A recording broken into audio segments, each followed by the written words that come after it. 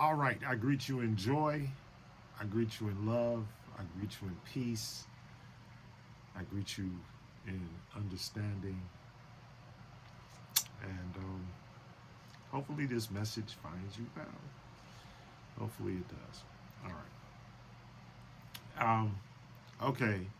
What have I been seeing? And it's funny because I woke up this morning and, well, I was in a dream state. I woke up and the first thing that Spirit said was glass and wind. So glass and wind. I have no idea what it means. I'm sure I will in the coming time. Whatever.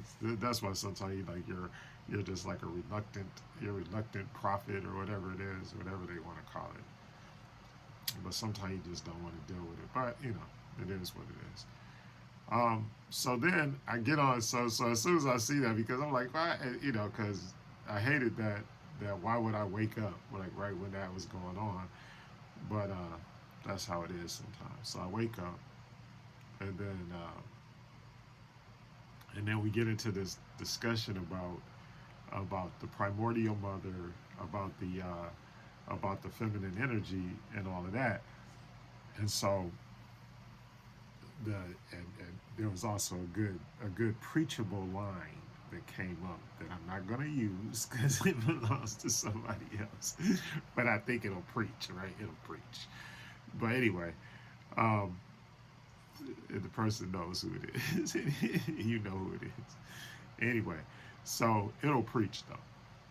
Just so you need to preach it, or either give me permission to preach it. uh, anyway,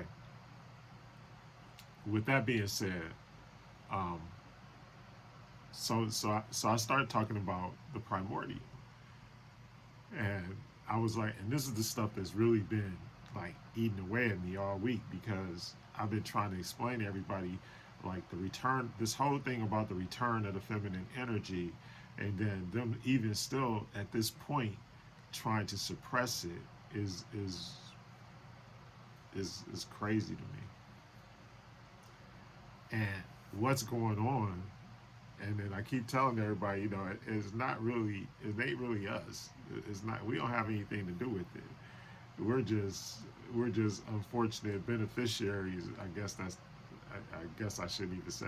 I should say collateral damage. Beneficiary is not really the word to use, but um, so we're the collateral damage from all this stuff that's going on because this is part and parcel to the fact that we're changing the ages astronomically or astrologically or whatever that word, the big word is, right? That's what we're doing.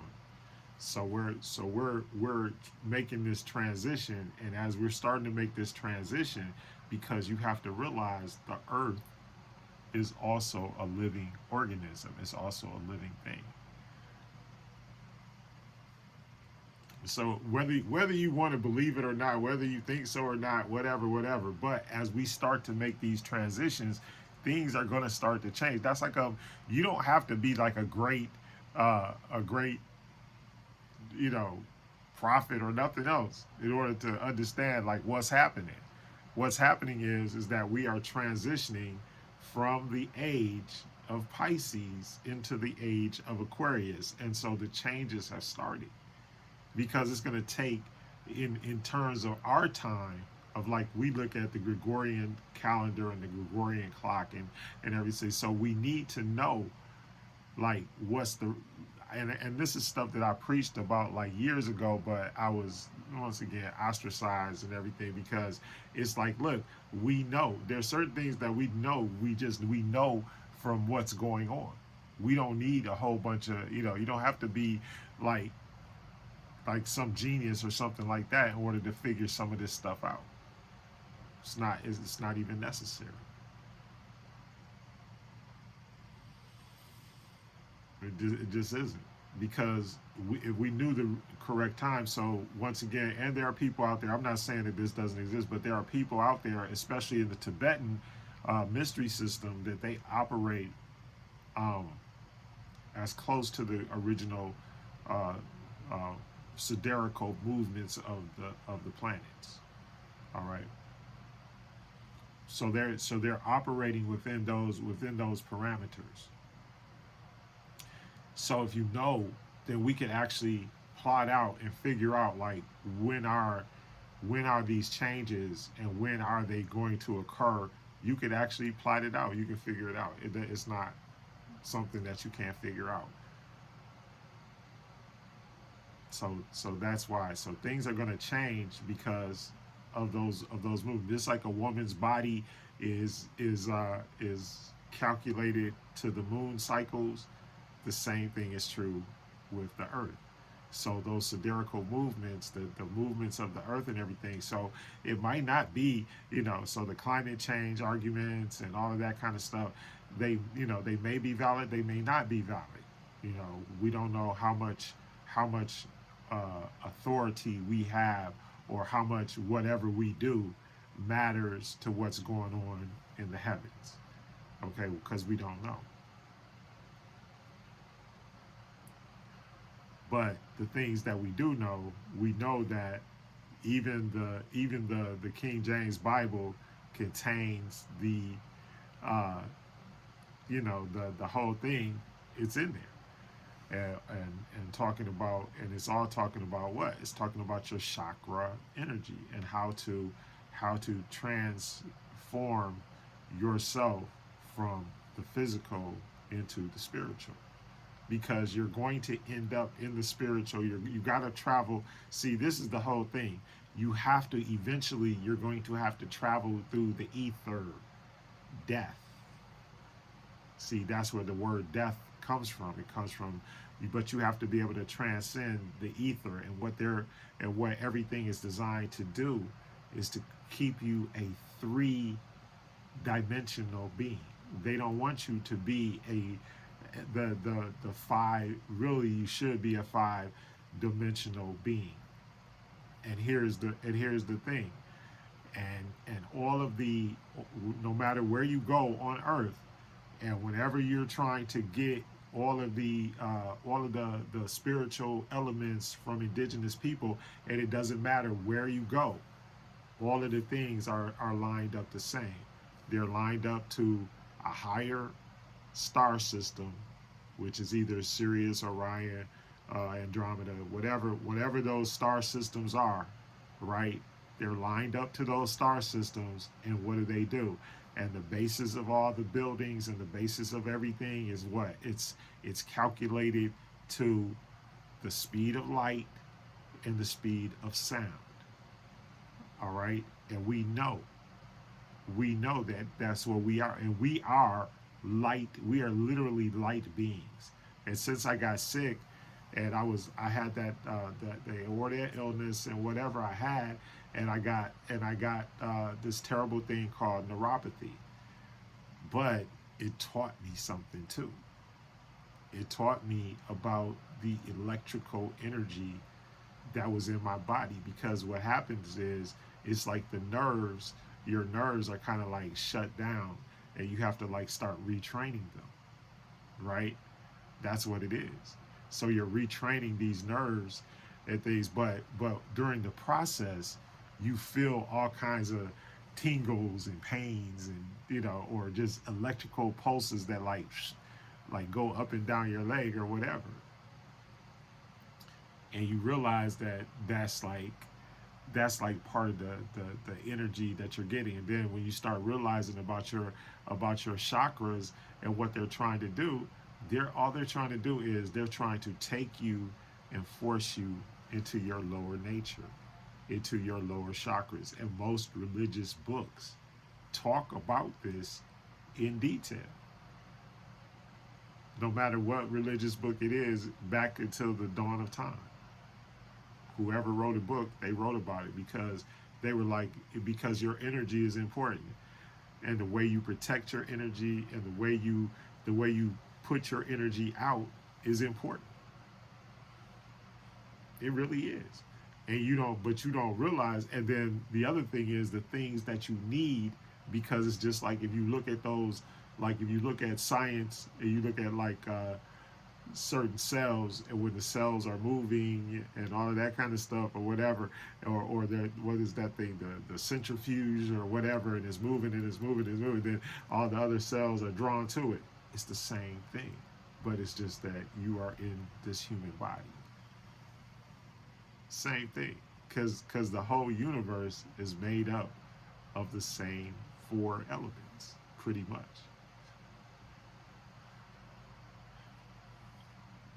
So that's why like a number of illnesses and things like that they tried to make us medicate stuff with and all that kind of stuff.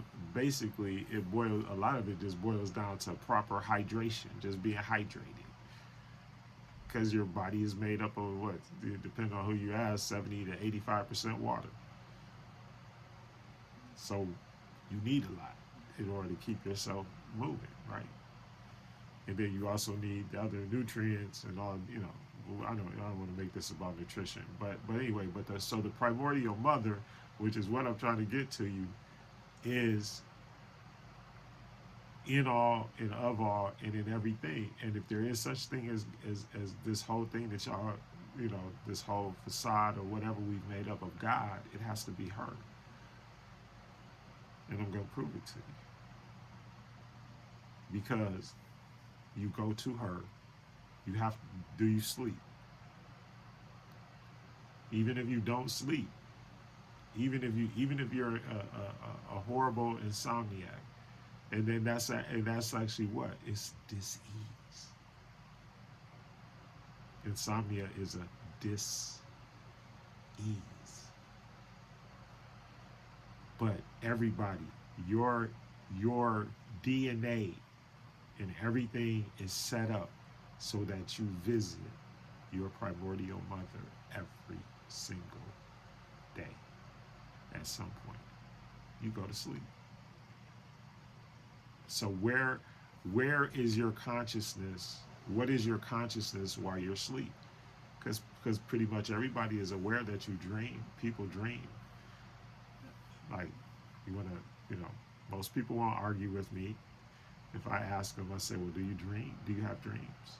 Do you have visions? Do you have any of that stuff? Most people will say, yeah, I get that. They won't argue with you about that. But then they want to argue with you about what the dreams mean, or why that's evil. Look, once again, and it's just like everything in the creation, everything in the entire creation, no matter what it is, can be used for good or it can be used for evil. Everything, including you. Including you.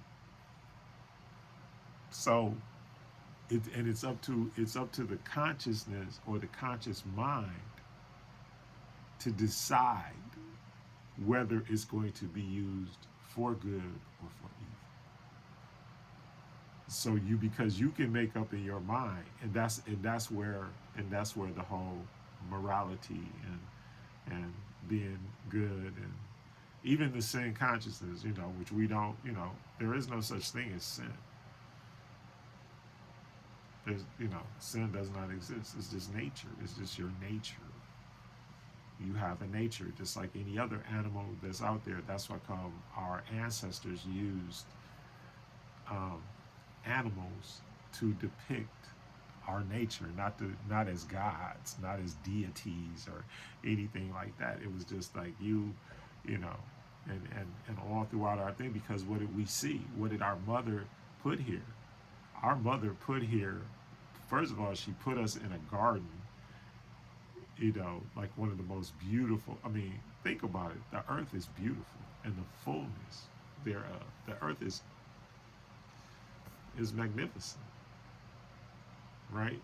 Then she gave us all of these different creatures. I mean, literally thousands of different creatures. All this stuff to look at, play with, do our things, like that. Eat everything. But the last place that we go is to say, well, I'm thankful and I'm grateful for all of that. And in our form of spirituality, that's all we're doing.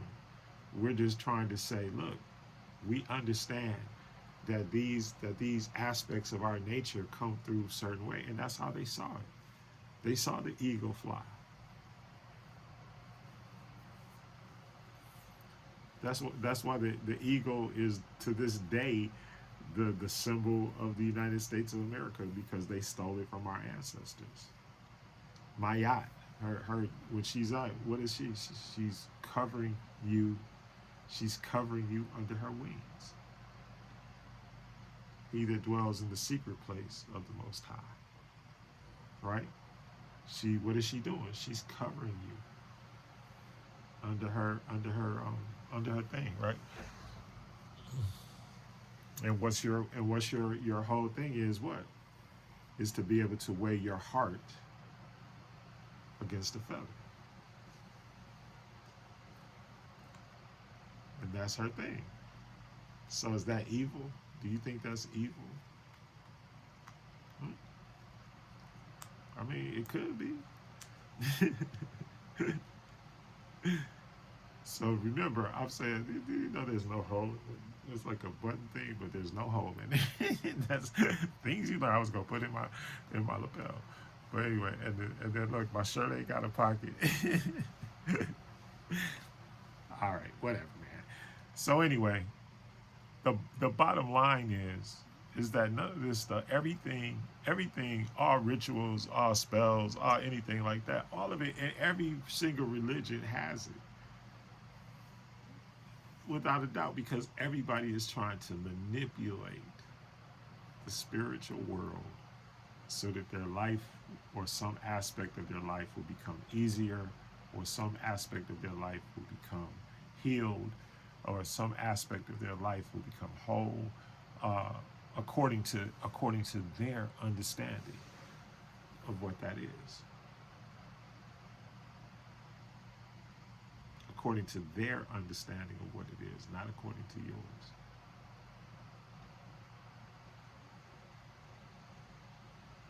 And that's the thing about spirituality, and that's why I don't tell people what I do spiritually. I mean, I do sometimes, but I mean, little glimpse of it. But I don't tell people that. Why? Because that's what I do. But just because I do it, it doesn't mean it's going to work for you. It's just like prosperity ministry.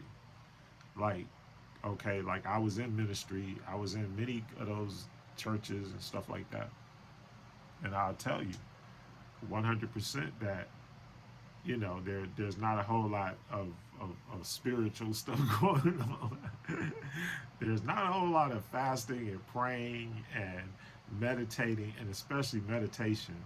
And meditation is pretty much the thing that needs to be restored, and breath work, and just because why would you not practice these things when your entire life you're breathing, right? The only thing that tethers you to this rock that we call earth or whatever, the only thing tethering you to this rock is your breath and your blood. I prove it. Go to the hospital right now. Come in on the gurney. What they gonna do? And make sure you breathing, and make sure you ain't bleeding.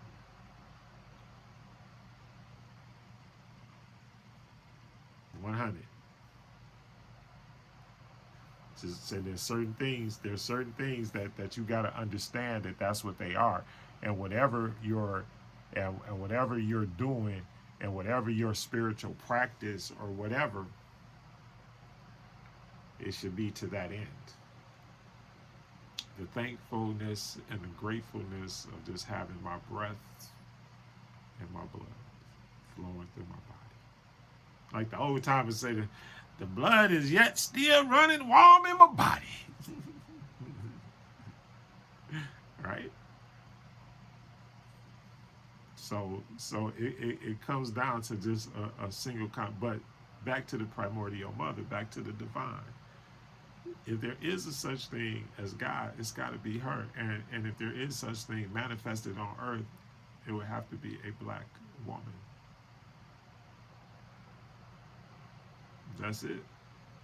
There is, because all of the archaeological proof, anything that we have, any proof, tangible proof that's in the physical world of anything like that exists like that, would be a black woman.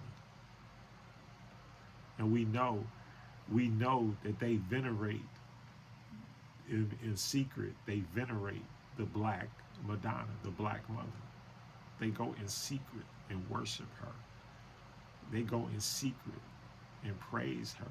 They go in secret. When we knew the whole time who might, and so let me, so you get here. So it takes 10 months, not 9 months. It takes 10 months to have a completed full term according to normal, things, a baby, right? You are in a sack of basically water.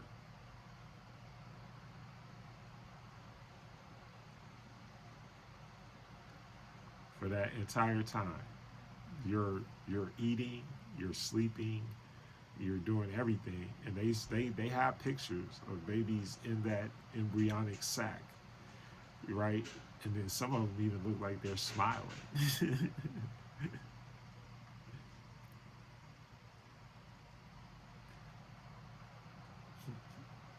Right?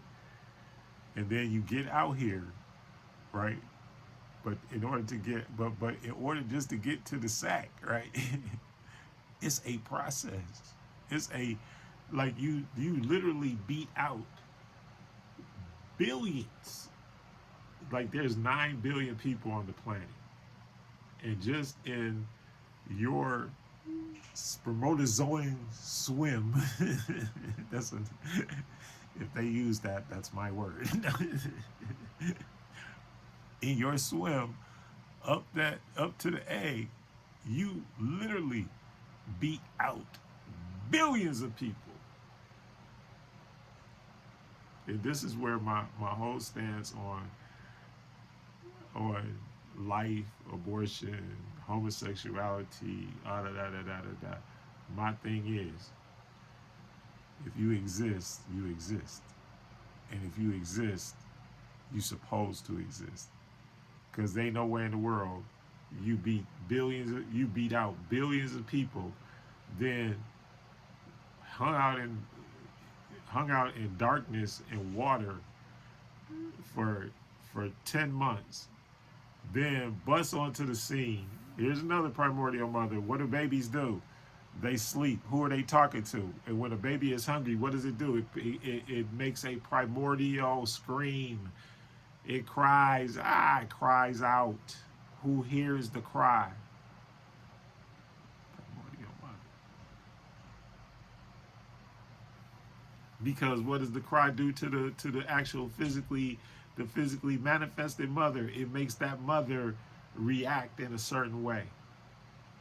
Babies cry what? When they're uncomfortable, or when they're diseased, or when they're hungry. All functions, all things that because who tells the baby to cry? Because the baby don't know to cry. Who informed the baby to cry in those conditions? Who tried to tell? And then we know that when the baby cries out, and then the primordial mother, what gets that biological mother, the ones that try to mother, the ones that are really in tune. What are they doing? They're praying. Lord, whatever they praying. Lord, help me to feed my baby. Lord, help me to do this. Help me to do that. There's and then those those words and those prayers and those meditations, those incantations and everything that mama keeps saying, like make my baby, I need milk for my baby, I need Pampers for my baby, I want, I desire. And then if I keep on working and I keep on doing it, then all of a sudden it starts to, our big word now, it starts to manifest. But manifest is nothing but putting in the spiritual work. That's what I keep trying to tell everybody. If you put in your spiritual work, things are, and then you put in your worldly work, it's gonna manifest. I don't care what it is, good or evil. Why you think evil, diabolical people be doing? They do the same thing. It's the same system. Everybody's using the same system. It's just that the bad guys, it just seems like they're winning, but they're really not. Why? Because mama got you. Mama ain't got them. See, because even when they talk about death and dying and stuff like, because we understand that we don't die, we multiply. We don't die. We go through the ether. We go through the ether. That's why, and everybody, the whole thing now, the book of Enoch, and I think I talked about this before. Everybody talking, the book of Enoch. But Enoch ascended because he was enlightened. He opened, like when Esau fought himself, wrestled with God, he wrestled with himself. And when he finished wrestling with himself, he found himself what? Infirm.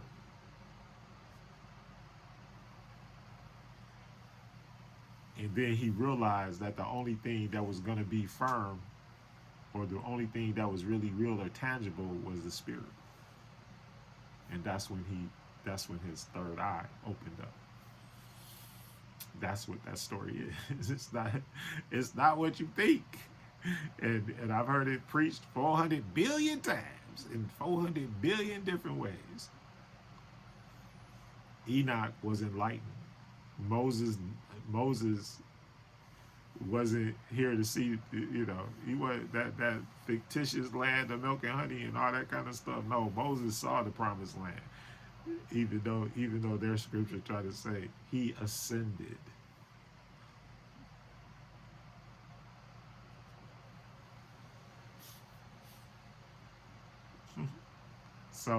So that's why I'm like trying to tell y'all. It's like, look, and greater works and all the stuff that's in there, but there's a lot of evil incantations and stuff. It's the manifest destiny of the Caucasian race. Y'all ain't in there. Believe it.